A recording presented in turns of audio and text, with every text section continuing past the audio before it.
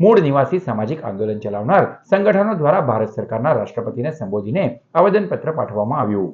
ભારતના સુપ્રીમ કોર્ટની ચાલુ કાર્યવાહી દરમિયાન મુખ્ય જજ ઉપર એક એડવોકેટ દ્વારા પોતાનો અસંતોષ વ્યક્ત કરવા માટે બૂટ ફેંકવામાં આવ્યો હતો. તેમજ હરિયાણાના આઈપીએસ અધિકારી પૂરણ ઉપર ઉપલા અધિકારીઓના ઉપપીડનના કારણે આત્મહત્યા કરવાનો વારો આવ્યો હતો.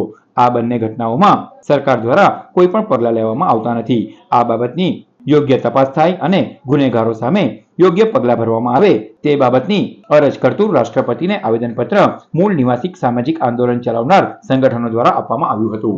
ભારત દેશના સંવિધાનને માનનારા, ભારત દેશના લોકતંત્રને માનનારા, ભારત દેશની લોકશાહીને માનનારા તમામ સંગઠનો દ્વારા આજે ભારત દેશના જે મુખ્ય ન્યાયાધીશ છે, સુપ્રીમ કોર્ટના મુખ્ય ન્યાયાધીશ ગવઈ સાહેબ અને આ દેશના આઈપીએસ હરિયાણાના આઈપીએસ અધિકારી પૂરણ કુમાર તેમજ હરિઓમ વાલ્મીકી બરેલીમાં જે મારી નાખવામાં આવેલ છે એ તમામના આક્રોશ વ્યક્ત કરવા માટે અમે લોકો માન્ય રાષ્ટ્રપતિને, ભારત સરકારના રાષ્ટ્રપતિને આવેદનપત્ર પાઠવીએ છીએ.